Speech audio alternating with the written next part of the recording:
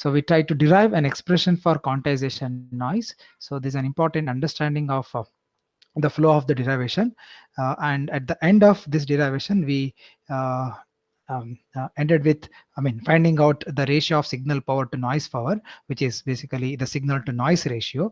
Since noise here is quantization noise, this ratio is also called as signal to quantization noise ratio. So I can call this as signal to quantization noise ratio to be particular. Okay, and usually this is expressed in terms of decibels. Okay, so I'll just close the loop from the last part.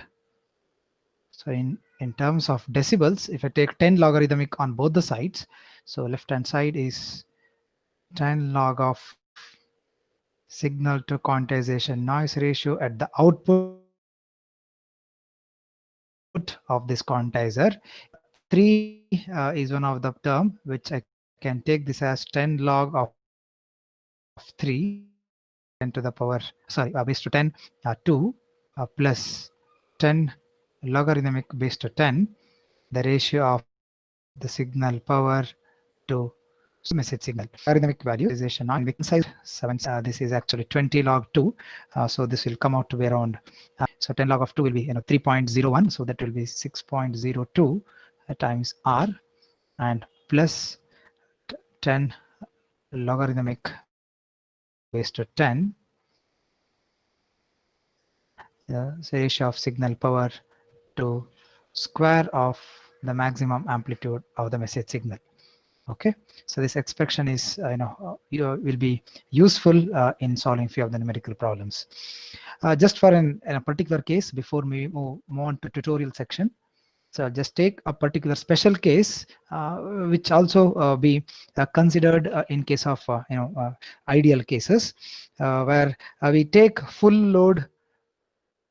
If you consider a full load, consider the message signal to be sinusoidal as am cos 2 pi fmt. If this is a case, how would this the expression of signal the root to whole square normalized to unity ohms? So in most of the cases we don't consider the non-unity value of resistors unless and until it is specified in any particular cases. So this will be simply am square over 2, and signal in our case it will be the signal to quantization noise ratio at the output in decibel. This I can approximate it to around say 4.8, or you can keep it as it is, not a problem. I just want to write it in a as simple as possible. So this is, I can say this is an approximation, plus 6r plus this will be 10, sorry, this is 10 times logarithmic base 10. Signal power is am square by 2, m square max signal to quantization noise ratio is 1.8 plus. This may be utilized in our some of the numerical examples as well, but this also, other than those solving utilizing for numerical problems, this also can be understood to conceptually relate a signal to quantization noise ratio with respect to the rate. Say where you should recollect that r is nothing but the number of quantization levels that is used in case of quantization is the rate with which you are encoding the samples, each sample. Okay, so the signal to quantization noise ratio linearly varies with r. So more the bit rate or more amount of bits which are involved in representing each of the samples, obviously your signal quality will be much higher when compared to the noise level. Okay, but of course with the increasing amount of the quality you need to incur greater bandwidths and greater storage capacity as well. All right, I'll just take one example that will have more clarity on the quantization process. As I can repeat, your quantization block is, it starts with say information signal. Just to repeat what where we are at the analog signal basically when it is tried to transmit or store it digitally. The concept of sampling, quantization, and encoding is just not the concept of digital communication transmission. It is a concept used in many places. Say storing digital audio onto CDs or as MP3s, or probably in image processing, digital image processing, where you have to convert your analog signal which is in the nature to store it into a digital format.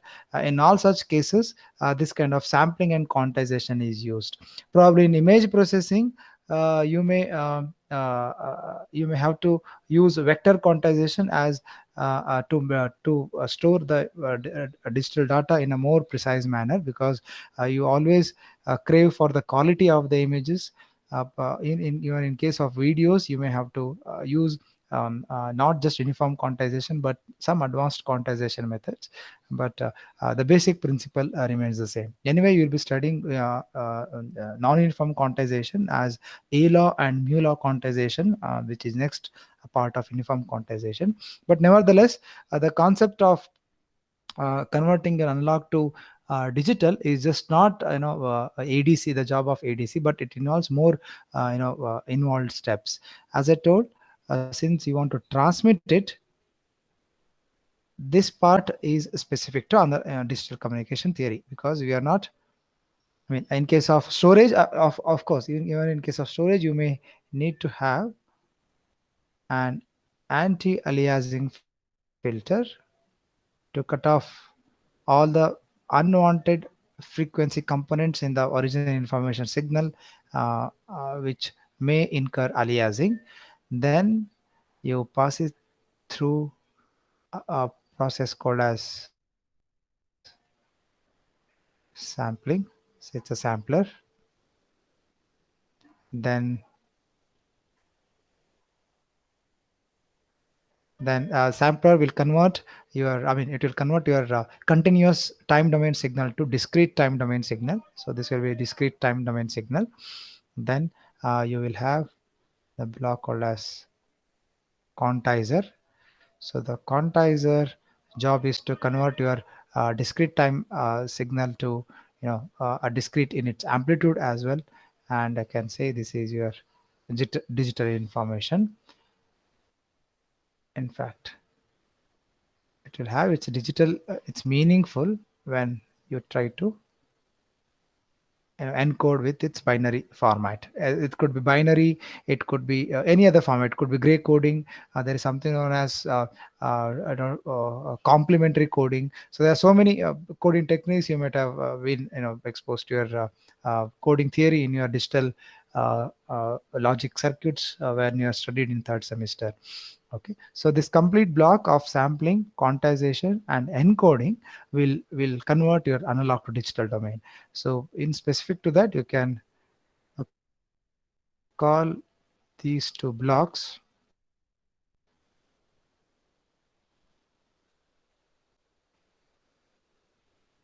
as ADC, analog to digital conversion. Okay, then it can be transmitted. Say if it's a baseband transmission, say if you are transmitting only at lower frequency values, you need not modulate further. But if you want to transmit for longer distance, say for wireless communication channel, you need to again modulate using several band pass modulation techniques. Those band pass modulation techniques we'll be dealing in communication system 2 course in next semester. Okay, but we'll be limiting to only baseband transmission, as I had quoted in your earlier sessions. So we'll be limiting our discussion to only baseband transmissions, which will be just part of this, and will be transmitting over the channel. All right, so the receiver job is to decode, again convert from your digital to analog process. Obviously it will have DAC, and again you'll have an anti-aliasing filter to get it back to the original information signal at the receiver. Okay, so encoding part we will not be focusing much, where it is done with simply a binary coding format. But what we will be studying as baseband modulation technique we'll be studying something known as pulse code modulation, where in the channel it expects the signals to be in analog nature. You cannot just throw bits in ones and zeros to channel, it cannot understand. You have to convert into analog format. Again, you need to transmit these bits, convert it, digital into analog form using pulse code modulation. That's the part of unit 3. Okay, there are so many schemes for pulse code modulation for efficient transmission of the digital format. Okay, what I'll do, I'll pick up in one example such that this process will be more clear to you. Okay, if you're not comfortable with anything, you can raise your questions and we can solve few doubts. But what I missed from the last part, where I did not specify about the certain design parameters of the quantizer. I'll just utilize this time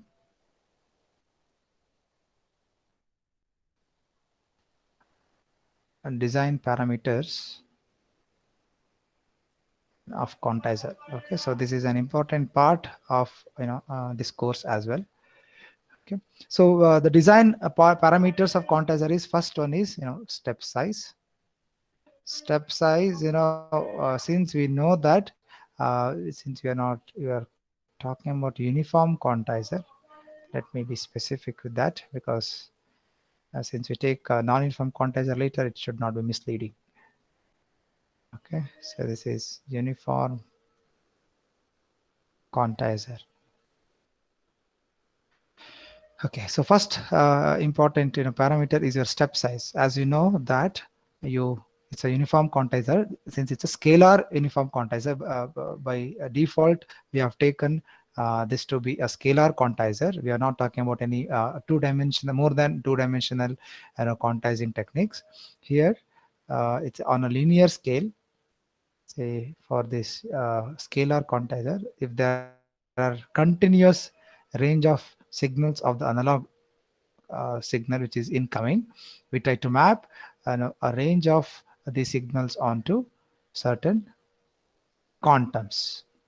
Okay, so all these range of signals will be grouped into one and will be mapped onto single point, and similar with the case of other ranges as well. This is the job of uniform scalar quantizer.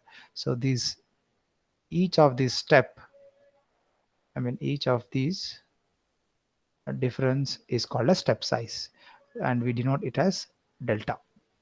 Okay, so this step size delta, it can be defined as,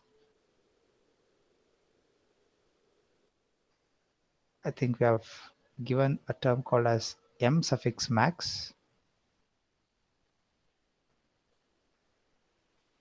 minimum over the quantizing levels, where m max is the maximum input level and m min is a minimum input level. So if I term this as, say, m minimum, and say if this is as some m max, okay, where L is, as you know, L is number of quantization levels.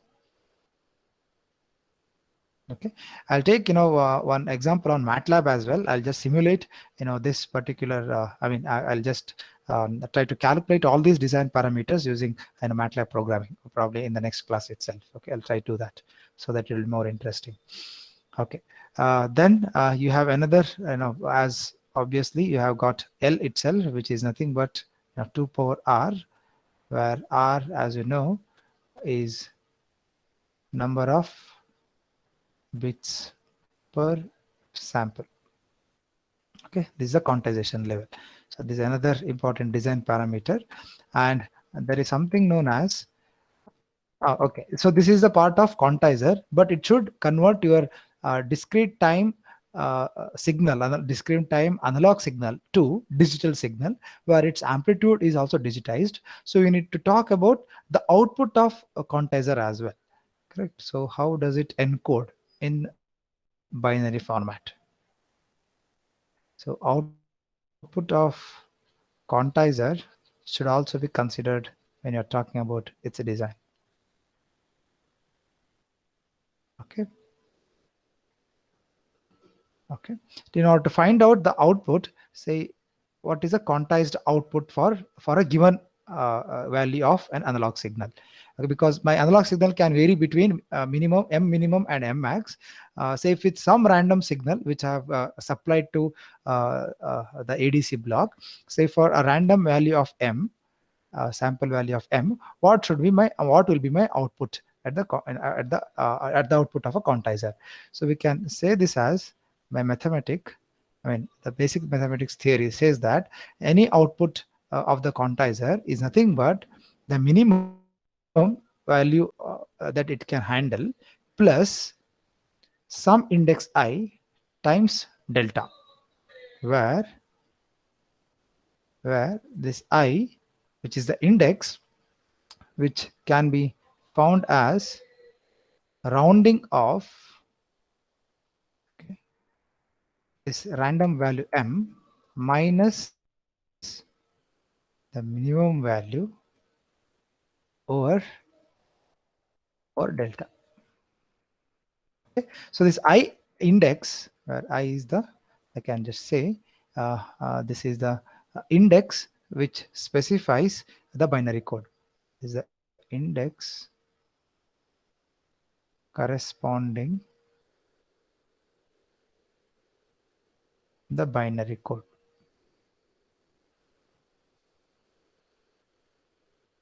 Okay, so what I, let's say this I is equal to 1, 2, 3, and so on. So obviously this I varies from, in fact, 0. I mean, if you take, since you have taken L quantization levels, we take from 1 itself, 1, 2, and up to L. Okay, some of the literatures may start from, index as 0 to L minus 1, but in our case, we have taken the index from, ranging from 1 to L itself. Okay, so this is the first index, second index, and so on. So I indicates the index. Okay, this can be found by say if it's a random signal which is supplied to ADC, somewhere if it falls somewhere in this range, what should be its output. So in order to find out the binary output, we subtract its analog value. Say if this is m, we subtract its analog value with respect to the minimum value of the range. We can call this m max minus m minimum as the dynamic range. I'll specify here itself. So this is known as dynamic range. Okay, so the difference between maximum and minimum, difference between the actual input supplied to the ADC, the quantizer, minus the minimum divided by the step size. And so there is no derivation as such here. This is very evident from the relation between different values. That will give you the index where I am, to which I should be mapping my binary code to. Okay, with that index multiplied by the step size plus the minimum value that in the quantizer which can handle, will give you the actual quantized output. Okay, so these are the steps involved in finding out what is the quantized output in binary format. Okay, continuing at the output of quantizer, another important parameter which we have derived is signal to quantization as noise ratio at the output. Okay, so this we have derived as 4.8 in decibels, of course. So 6R approximately, I'm just taking out the floating values. So 4.8 plus 6R plus 10 log of signal power to square of the maximum. Okay, this is in decibels. This is another parameter which specifies the efficiency of your quantizer at the output that we are going to measure. Also, we can find out the error in the quantization. Okay, so we can specify the error in quantization as, for uniform quantizer, the error is delta by 2. Okay, so if there is any random input between the range, so either it can map it to this this value, or it can map it to the higher value. So maximum error which will happen is actually the error will be in the range of plus or minus delta by 2. Okay, so this is the maximum error. It's the maximum error. You can say the magnitude of maximum error in quantizing on the output. Okay, so with all these different scenarios, we can try to solve a question so that it will be more clear. Any doubt in depicting all these, please ask me.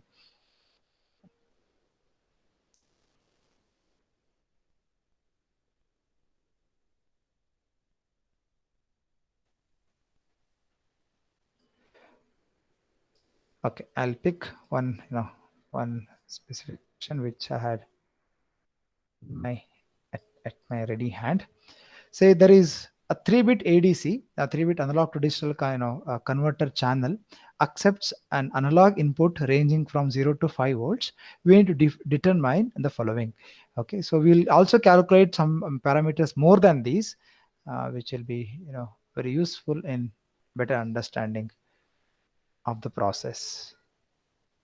Okay, so there's a 3-bit ADC. So it's given that there is you have to represent each sample by 3 bits. Okay, it's already given in the question. Then the range with that ADC accepts is from 0 to 5 volts. So dynamic range is also given to us. So where the minimum value of the input is 0 volts and maximum is 5 volts. So and hence the dynamic range is 5 volts itself. Okay, first we need to find out number of quantization levels. So it's very obvious the number of quantization levels that we have represented in terms of capital L, which is 2 per R. So there are 8 levels. Okay, it's very obvious. What's the step size of a quantizer or resolution? Okay, this is a good term that I missed out. So step size is also called as resolution of the quantizer. Probably you might have heard all these values, all these names in case of ADC if you have studied in your digital course, where resolution for say a kind of ADC converter using an op amp or something like that. Okay, so anyway, I'll just specify here. Uh, where is this? Yeah, step size is also called as resolution.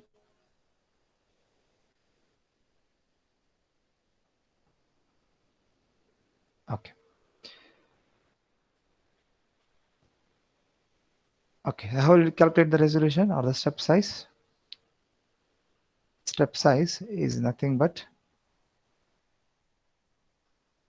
as you can check back what I have listed here, it is simply the ratio of dynamic range over your quantization levels. So this is nothing but dynamic range over L, which is your 5 volts by 8. How much is this? Anybody can give me the answer? 0.625. Yeah, thank you. 0.625 is your step size. Okay. All right.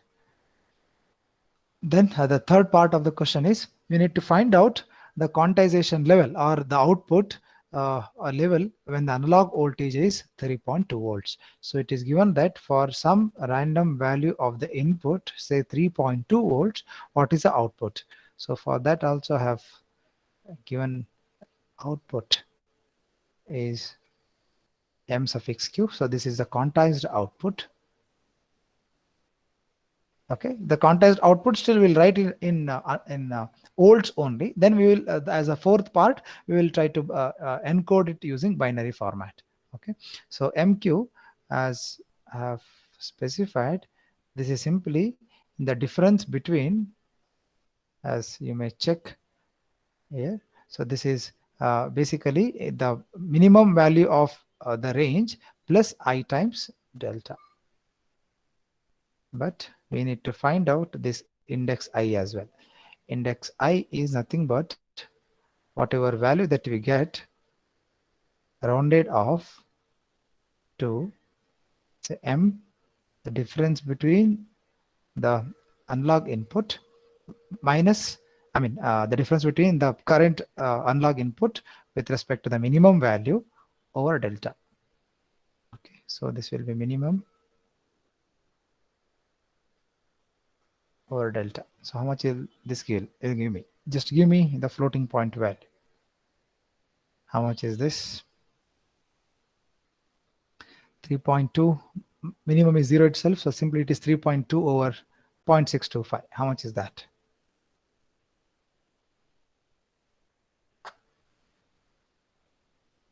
3.2 over 0.625. Yeah, I think I have in a chat box here. I'll just check. Yeah, 5.12. Yes, thank you, Dinesh. 5.12. Okay, 5.12. Yeah, if I try to round this off, I take 5. Okay, that's what I'll map into the index I. So with that, what will be my quantized output in terms of volts? So this is 0. This is 5 times 0.625. How much is this? 5 times 0.625.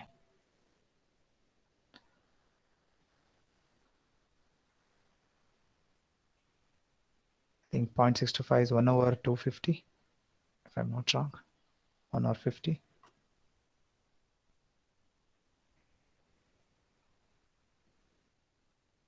Yeah, this is around 3.125 volts. Okay, that's my quantized output. What is the binary code produced by the ADC? The binary code produced by the ADC, can anybody tell me?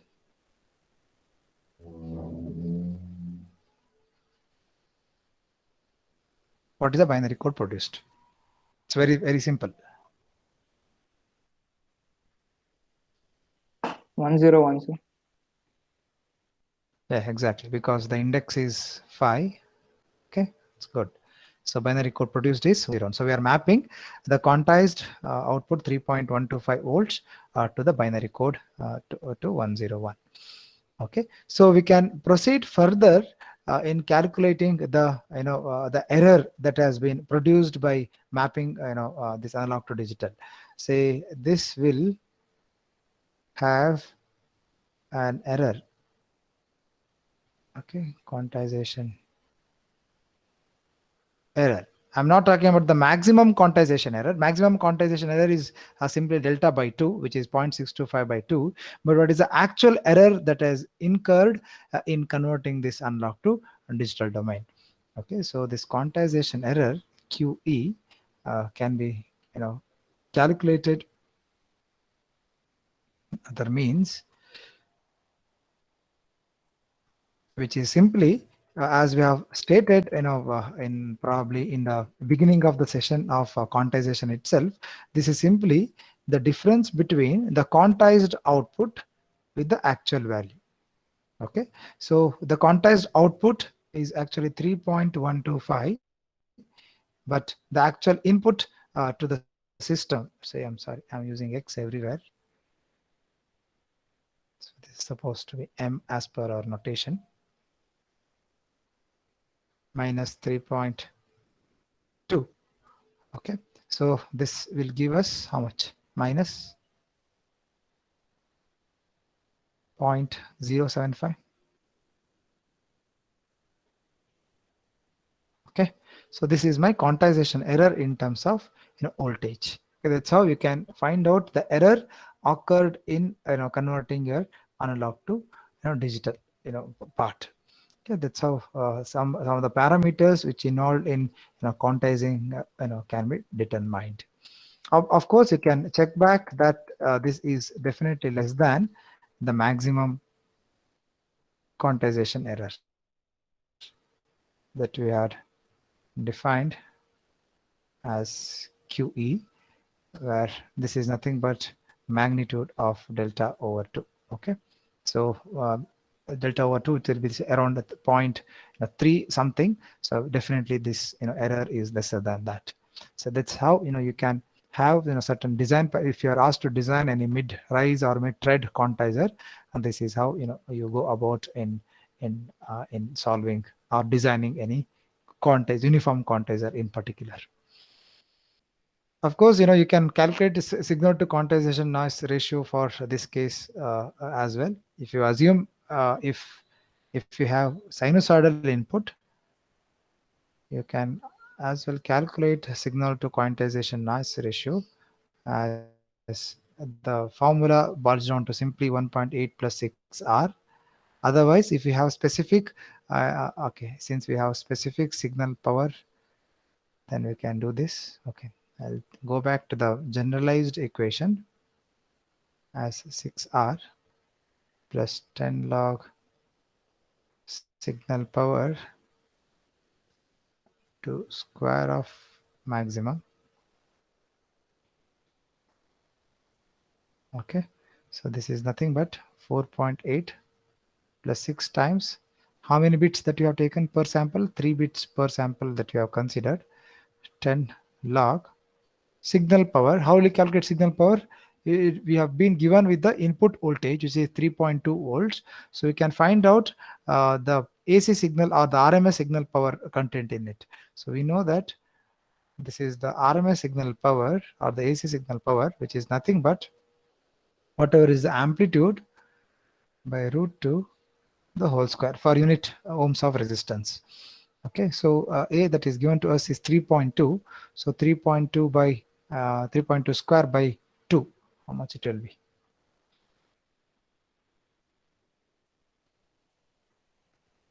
Yeah, it's around 5.12. Yeah, 5.12, because this is what we have got as the index, which is nothing but your average uh, uh, mean squared error. So 5.12 divided by maximum value of the range to the square. What is it? M max that it takes is from 0 to 5 volts. Okay, so this is 5 square.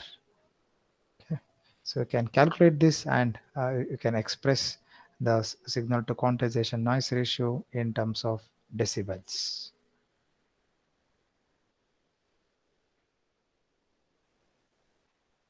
Yeah, this will come out to be around 15.91 decibels. Okay.